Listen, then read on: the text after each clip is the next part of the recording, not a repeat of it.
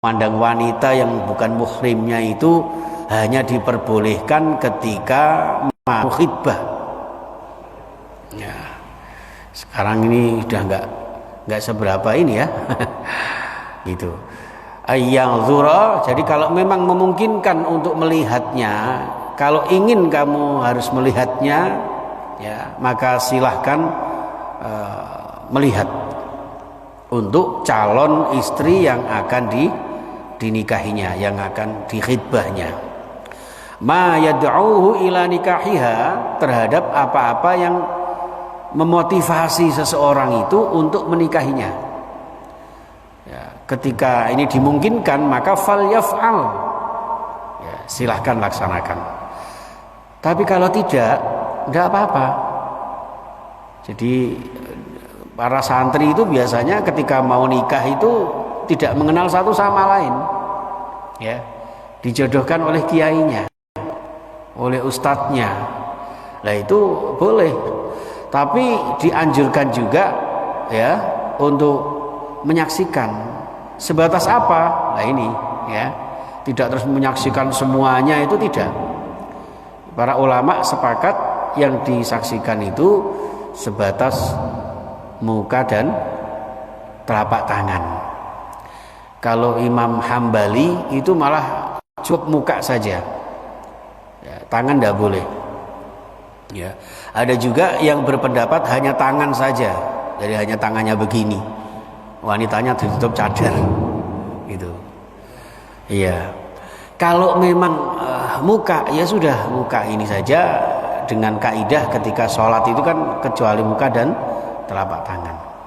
Itu ternyata kenapa kok muka? Karena muka itu segala kesimpulan dalam segala sikap dan karakter seseorang. Ya, makanya sampai ketika jenengan pakai masker ya, terus diciptakan seperti ini, ya. Ini tujuannya biar wajah saya biar kelihatan penuh. Gitu. Walaupun ini sekarang tidak disarankan, Pak. Kemarin waktu rapat sama Bu Risma itu walaupun pakai ini apa namanya ini ya, fasil ya, itu tetap pakai ini, Pak, maskernya. Ini salah, ini saya pakai ini, ya harus tetap dipakai di hidung dan apa mulut sampai segitunya. Tapi setidak-tidaknya pakai seperti ini sudah mengurangi, meminimalisir ya. Itu salah satu bentuk usaha kita. Karena supaya jamaah ini melihat, memandang wajah yang menyampaikan gitu. Maka dari itu ini berlaku asarnya, qaulnya Ali bin Abi Thalib, ungdzur maqala wala tangdzur mangkol. Jadi ternyata berlakunya sekarang ini. Tidak usah memperhatikan wajahnya siapa yang menyampaikan, karena tertutup masker. Itu bisa diartikan seperti itu. Tapi yang terpenting adalah kita sudah berikhtiar, berusaha. Nah, hadis ini memang ada beberapa yang memperdebatkan, karena di situ tidak ada secara spesifik disebutkan ayang zuro itu yang dilihat ini apanya, kan begitu, Pak. Ini bisa mengandung beberapa implementasi nanti, ya, bisa diartikan bermacam-macam nanti jadinya. Maka di sini kemudian para ulama memperjelas, mensyarahkan bahwa yang dilihat itu hanya muka dan telapak tangan. Nah, di sini ada diartikan di dalam Syafi'iyah itu begini. Kenapa kok tangan juga? Ternyata tangan itu ini, Pak, menunjukkan gemuk atau kurusnya seseorang. Apa benar ya, Pak ya? Jadi nih, tangannya Pak Raufun itu besar, berarti orangnya gemuk gitu. Seperti itu ya. Wallahu alam. Jadi monggo nanti di rumah masing-masing jangan lihat telapak tangannya istrinya ya. Nah, kecil berarti kurus. Wallahu alam. Jadi ini yang disyarahkan oleh para ulama tersebut. Kemudian hadis yang berikutnya dari Imam Muslim radhiyallahu an, dari Abu Hurairah radhiyallahu anhu, anna Nabiyya sallallahu alaihi wasallam qala, bersabda, li rajulin, terhadap seseorang laki-laki, tazawwaja imra'atan, yang ingin mempersunting seorang wanita.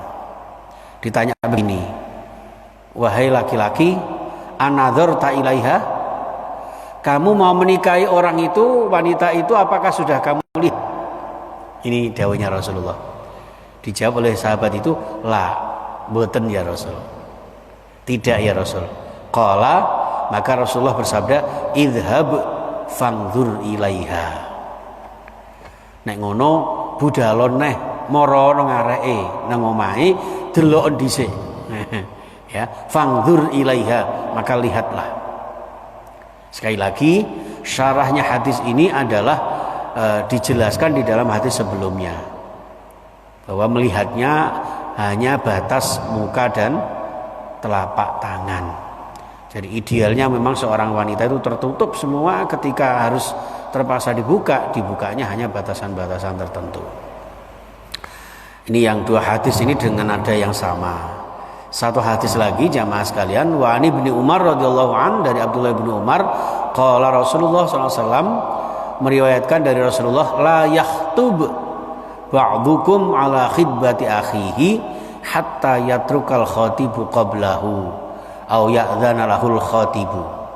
Ya, muttafaqun alaih.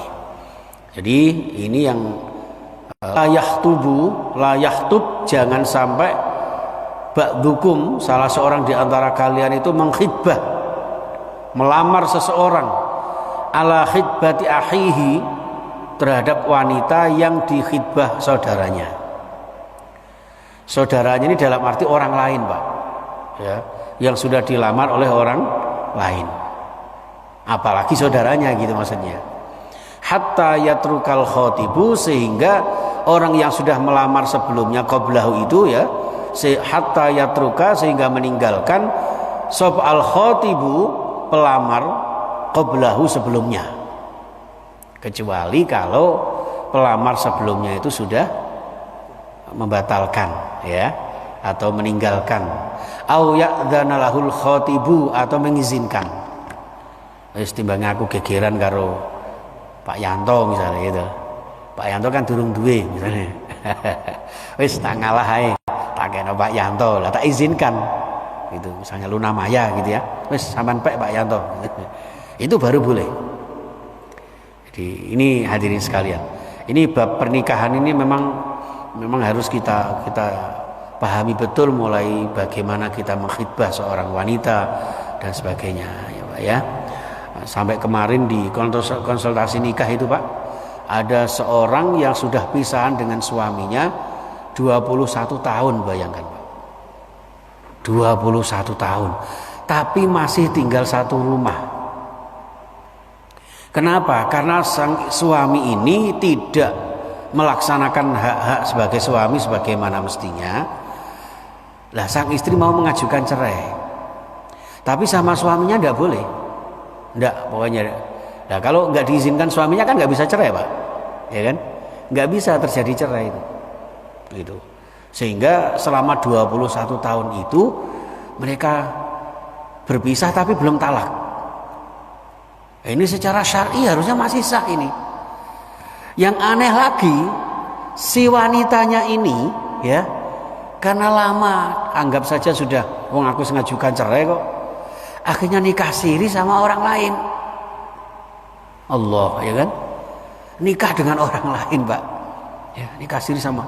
Lah orang lain itu ternyata gimana sekarang, Bu? Orang yang sudah menikahinya siri itu sekarang sudah meninggal. Maksudnya yang ditanyakan itu satu, sah tidaknya. Yang kedua, tentang perceraiannya dengan suaminya yang dahulu itu seperti apa. Yang ketiga, tentang hak waris. Bayangkan. Ya. Ini hati-hati sekali. Jadi kalau sudah belum ada jawaban dari sang suami, ini belum cerai. Kalau belum cerai ya berarti belum boleh nikah sama orang lain. Beda dengan laki-laki. Ya. Beda dengan laki-laki. Kalau sang istri ini kemudian nikah dengan orang lain, ini sama dengan poliandri, haram hukumnya. Ya. Haram hukumnya, sama dengan zina. Nauzubillah min dzalik. Nah, terus gimana caranya supaya ini bisa terjadi perceraian? Ya bawa aja ke pengadilan, kan begitu Pak harusnya. Jadi kalau orang suami ini tidak bisa memutuskan untuk firaq dengan tolak dengan istrinya, maka sang istri boleh mengajukan ke pengadilan. Lah nanti pengadilan itu yang memutuskan, itu bisa.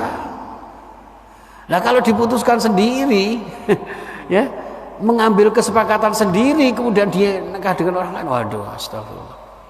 Jadi setelah 21 tahun ini, itu pun terjadi karena anaknya mau menikah, Pak. Anak putrinya mau menikah ini kan, terus dia tanya, lalu ini yang menikahkan siapa yang jadi walinya? Ya jelas ayah kandungnya, ayah kandung saya.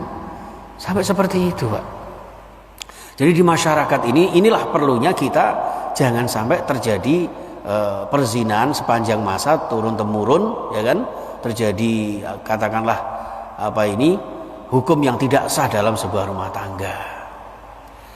Ada lagi Bapak Ibu di kasus yang konsultasi sama saya itu, apakah orang yang hamil di luar nikah kemudian nanti anaknya lahir perempuan, apakah anak perempuannya ini boleh dinikahkan oleh ayahnya, ayah kandungnya? Ya, ini juga banyak di masyarakat kita salah kaprah. Ya. Kalau hamil duluan berarti belum ada ikatan pernikahan. Walaupun secara biologis ini adalah anak kandungnya sang ayah ini tadi yang menzinai ibunya, maka tidak boleh menjadi wali. Nah ini kalau tidak paham kemudian jadi wali, akhirnya perwaliannya kan tidak sah. Ketika tidak sah maka anaknya ini zina terus nanti sampai berikutnya. Ini ya, naudzubillah. Jadi ketika diingat-ingat bahwa ini ternyata dulu adalah anak, katakanlah anak haram ya, anak hubungan yang tidak sah secara pernikahan, diingat-ingat orang tua kandungnya, ayah kandungnya tidak boleh menikahkan putrinya. Lalu siapa Pak yang boleh menikahkan? Yang boleh menikahkan adalah wali hakim. Wali hakim ini yang harus dijadikan perhatian buat kita. Jadi, nanti termasuk hukum waris juga begitu sebetulnya. Nanti terus itu. Ya, jadi inilah hadirin sekalian. Jadi ada perwalian itu secara syar'i, ada perwalian secara biologi. Kalau secara biologi ya memang itu anaknya si A misalnya. Tapi secara syar'i, karena tidak diikat dengan sebuah pernikahan yang syar'iyah, maka tidak termasuk anaknya. Nanti perwarisan juga begitu, tidak boleh mewarisi atau terwarisi. Itu seperti itu. Oke. Baik, jamaah sekalian, jadi itu sekelumit tentang tambahan penjelasan dari saya, dan insyaallah mudah-mudahan sedikit kajian hadis ini membawa manfaat dan barokah kepada kita semuanya. Kurang dan lebihnya mohon maaf yang sebesar-besarnya ya Pak ya. Dan sekali lagi mohon keikhlasan panjenengan untuk tetap jaga jarak seperti ini ya Pak ya. Dan juga mohon maaf kalau kita tambah dengan kunut nazilah ini, atau mungkin ada masukan Pak, pakai kunut tidak apa-apa ya Pak ya, apa terlalu panjang ngadeki kesuwen. Jadi termasuk doakan Palestina ya Pak ya. Ini Palestina sedang dirundung duka. Jadi katanya anak-anak itu di peta dunia itu sudah nggak ada Palestina, nggak ada Palestina. Dan mereka benar-benar ingin supaya Palestina mengikuti Yerusalem, sehingga nanti pada akhirnya Palestina yang notabene adalah kota para nabi dan Masjid Nabawi ini masjid suci di kalangan umat Islam, ini yang dikhawatirkan kemudian dikuasai Yahudi. Dan kita hanya bisa mendoakan mudah-mudahan para pejuang di sana, ya kaum muslimin yang ada di sana diberikan kekuatan lahir batin, diberikan kesabaran, yang terpenting diberikan kemenangan. Ya, dan kita diberikan kesabaran, ketenangan, kenyamanan beribadah ini mudah-mudahan bisa istiqomah. Okay? Amin ya rabbal alamin. Bismillahirrahmanirrahim. Allahumma shalli wa sallim wa barik ala sayyidina Muhammad wa ala alihi wa sahbihi ajma'in. Alhamdulillahirabbil alamin.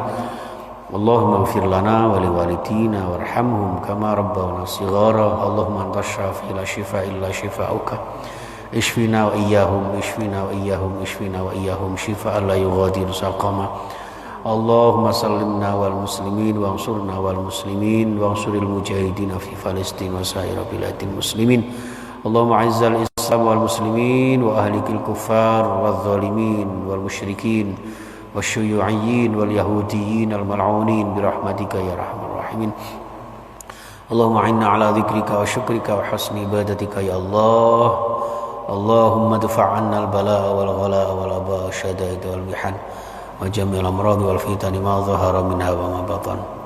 Ya Allah, tolaklah untuk kami ya Allah segala macam wabah, bala, penyakit, segala macam fitnah, segala macam virus ya Allah. Ya Allah, dan Kau berikan kami keselamatan sekeluarga kami, Kau cukupi rezeki kami, Kau lancarkan usaha kami ya Allah. Kau berkahi rumah tangga kami, Kau sukseskan usaha kami, sehatkan jiwa raga kami ya Allah, barokai dunia dan akhirat kami, dan berikan kami hidup yang sekali ini hidup yang mulia dan istiqamah ya Allah. Kau berikan kami kesempatan berziarah ke Makkah, Madinah, haji, umrah, dan suatu saat meninggal ya Allah mudah-mudahan dalam keadaan husnul khatimah. Rabbana atina fid dunya hasanah wa fil akhirati hasanah wa qina adzabannar. Wa sallallahu ala sayyidina Muhammadin sallallahu alaihi wasallam walhamdulillahi rabbil alamin bi barakatil Fatihah. A'udzu billahi minasyaitonir rajim. Bismillahirrahmanirrahim. Alhamdulillahi rabbil alamin.